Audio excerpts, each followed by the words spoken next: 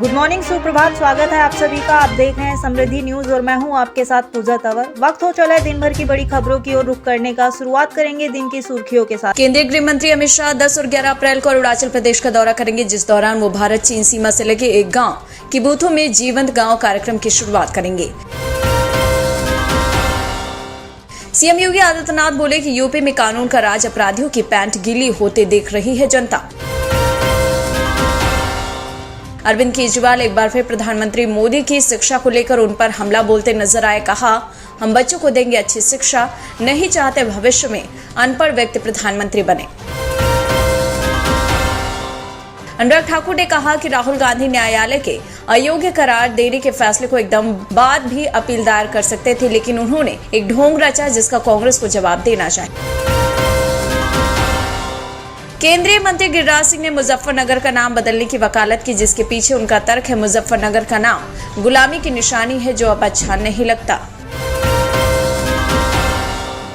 NCP प्रमुख शरद पवार ने 2024 के चुनाव के लिए विपक्षी एकता पर बयान दिया। उन्होंने कहा, सभी विपक्षी दलों की एक संयुक्त बैठक की गई और हमने वहां सभी मुद्दों पर चर्चा की। कुछ ऐसे मुद्दे थे जिस पर हम सहमत नहीं थे, लेकिन सभी ने बैठक में अपने विचार रखे। कोरोना काल में जिन 4,683 कैदियों को अंतरिम जमानत देकर छोड़ा गया था, उन्हें शुक्रवार तक तिहाड़ जेल में सरेंडर करने का अल्टीमेटम दिया गया था। बता दें, कुल अभी तक करीब 1750 कैदी सरेंडर कर चुके हैं। केंद्रीय मंत्री वीके सिंह ने कांग्रेस नेता राहुल गांधी पर निशाना साधा। उन्होंने कहा, क्या राहुल गांधी देश के बारे में सोचते? वे नहीं समझते देश क्या होता। कैलाश विजयवर्गीय ने कहा कि हमारे समाज में महिलाओं को देवी के रूप में पूजा जाता है। आजकल की लड़कियां ऐसे कपड़े पहनती हैं कि वो देवी के बजाय सुपर्णखा दिखती हैं।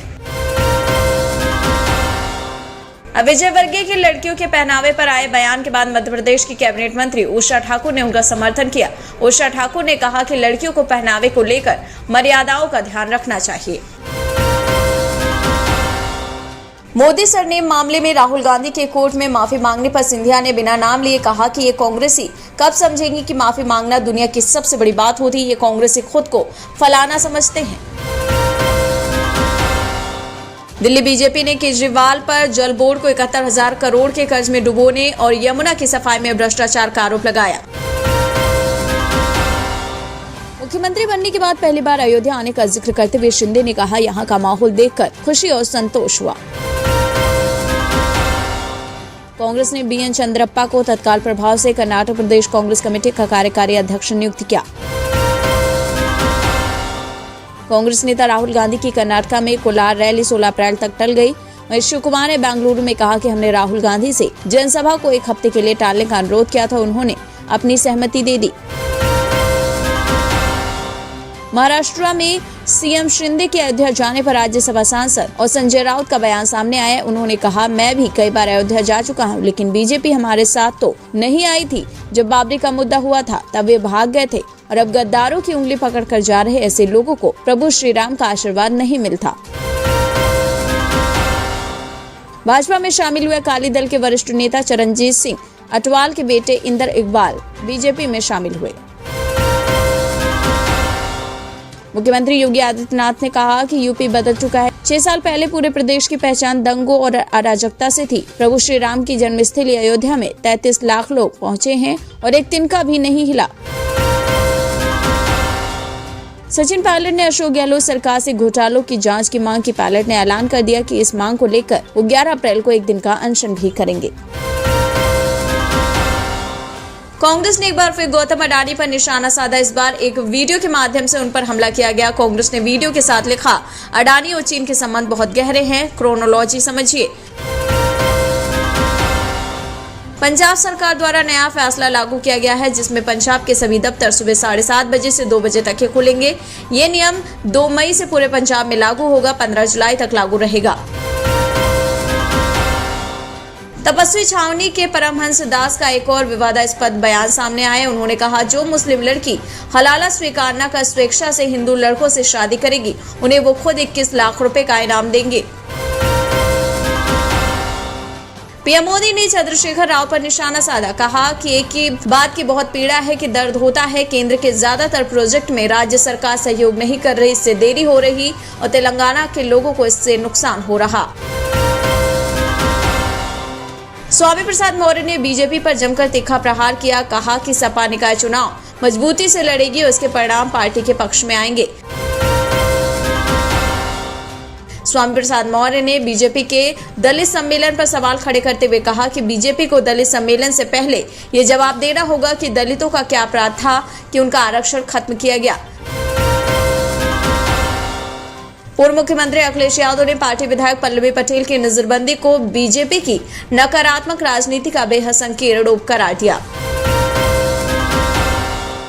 अखिलेश यादव ने ट्वीट कर लिखा कि जिस भाजपा सरकार ने उत्तर प्रदेश में एक भी पावर प्लांट नहीं लगाया और जिनके मुख्यमंत्री एक भी बार 3 गुना 660 MW super critical thermal power plant तक नहीं बोल पाए, वो उत्तर प्रदेश में बिजली की बात कर रहे हैं।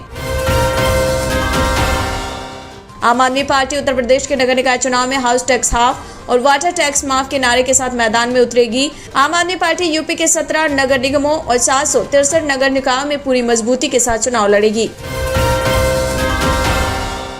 आम आदमी पार्टी के वरिष्ठ नेता संजय सिंह ने कहा कि उत्तर प्रदेश के नगर निकायों में आरक्षण में लंबे विवाद के बाद सुप्रीम कोर्ट ने चुनाव कराने की अनुमति दे दी है। अब उत्तर प्रदेश में निकाय चुनाव के लिए आरक्षण की प्रक्रिया पूरी हो गई है। अमित शाह आगामी 2024 लोकसभा चुनाव का बिगुल फूंक चुके हैं। इस दौरान उन्होंने कहा कि इस बार फिर एक बार 300 सीटों से पार मोदी जी की सरकार बनने जा रही है। सीएम योगी ने कहा, मुलायम सिंह यादव समाज की मुख्य धारा से शोषितों, वंचितों और पिछड़ों को जोड़ने के लिए सदैव याद किए जाएंगे। यूपी में अलग अलग जिलों में तैनात 16 एसडीएम के तबादले किए गए। बताया जा रहा है कि तबादले निकाय चुनाव के मद्देनजर किए जा रहे हैं। कश्मीर में विभिन्न मंदिरों को जमीन को अवैध तरीके से पट्टी पर दिए जाने की शिकायतों पर उपराज्यपाल प्रशासन ने गंभीर रुख अपनाया, विशेष जांच टीम का गठन किया। जालंधर में चौधरी संतोख के परिवार से मिले सिद्धू, कहा उपचुनाव में कांग्रेस उम्मीदवार की जीत पक्की। आप सरकार पर आरोप लगाते हुए सिद्धू ने कहा कि सिद्धू की आवाज दबाने के लिए बहुत जेल से निकलने का समय शाम को तय कर दिया गया ताकि भीड़ न हो। सिद्धू को विजिलेंस का डर दिखाकर डराना चाहते हैं पर डरा नहीं पाओगे। नोएडा में निजी केंद्रों पर गर्भवतियों का फ्री में होगा अल्ट्रासाउंड, नहीं किया गया तो होगी कार्रवाई। भारतीय वायुसेना की ताकत लगातार बढ़ रही है। भारतीय वायुसेना की ताकत पूरी दुनिया देखने लगी है। दरअसल वायुसेना अपने फाइटर जेट राफेल के साथ फ्रांस में युद्धाभ्यास का हिस्सा बनेगी। इस युद्धाभ्यास में नाटो देशों के हजारों सैनिक भी भाग ले रहे हैं। धीरेन्द्र शास्त्री के भाई का एक और वीडियो वायरल, जिसमें कह रहे कि सनातनी और कट्टर हिंदुओं को एकजुट होना जरूरी। आगे कह रहे कि भारत को हिंदू राष्ट्र बनाने के लिए सभी हिंदुओं का एक होना जरूरी। अडानी पावर लिमिटेड ने झारखंड स्थित थर्मल बिजली हाउस में 800 मेगावाट की इकाई का कमर्शियल संचालन शुरू कर दिया। इसके साथ ही जिसके जल्द चालू होने की उम्मीद।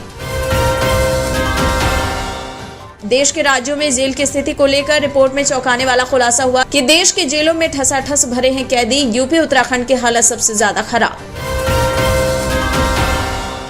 समर सिंह ने पुलिस पूछताछ में कई बड़े खुलासे किए। समर सिंह का दावा है कि भोजपुरी एक्ट्रेस संग उनके रिलेशन अच्छे नहीं थे, बल्कि वो तो मुंबई में 2 लड़कों के साथ बातचीत किया करती थी। हिमाचल प्रदेश के कुछ स्थानों पर 3 दिन बारिश और बर्फबारी की संभावना। 11 अप्रैल तक प्रदेश में कुछ हिस्सों में हल्की बारिश और बर्फबारी हो सकती है। कोरोना संक्रमण एक बार फिर बढ़ने लगा, इससे लोगों को सतर्क रहने की जरूरत है। वहीं गया में कोरोना संक्रमित से एक महिला की मौत हुई, तो वहीं सिविल सर्जन यहां के कह रहे हैं कि कोविड वैक्सीन नहीं है उपलब्ध। स्वर्ण जीतने वाली भिवानी की बेटी नीतू घनघस ने कहा कि भिवानी साई से बॉक्सिंग खत्म करना ये युवा मुक्केबाजों के लिए बुरी खबर है। कहा कि अगर खिलाड़ियों को अभ्यास की जगह जंतर मंतर पर बैठना पड़ेगा तो देश का मेडल का नुकसान होगा। राजस्थान में बोर्ड परीक्षाएं होने के बाद प्रदेश के निजी और सरकारी स्कूलों में 5वीं, 9वीं और 11वीं की कक्षा की परीक्षाओं की शुरुआत 13 अप्रैल से होगी। दिल्ली के आनंद विहार, नई दिल्ली, पुरानी दिल्ली, चाणक्यपुरी रेलवे स्टेशन पर जल्द शुरू होगा रेल कोच रेस्टोरेंट। मिलेगा कई राज्यों का स्वादिष्ट खाना। भारत में कोरोना के फैलने की प्रमुख वजह बताई गई है। काशी हिंदू विश्वविद्यालय, कोलकाता विश्वविद्यालय के प्रोफेसरों ने इस पर एक शोध किया। इस शोध से पता चला है कि पंजाब में किसान आंदोलन के दौरान सबसे ज्यादा कोरोना के मामले सामने आए। मनरेगा में भ्रष्टाचार के आरोपों की हो सीबीआई जांच, 1 करोड़ लोग पीएम को लिखेंगे पत्र, अभिषेक बनर्जी ने कहा।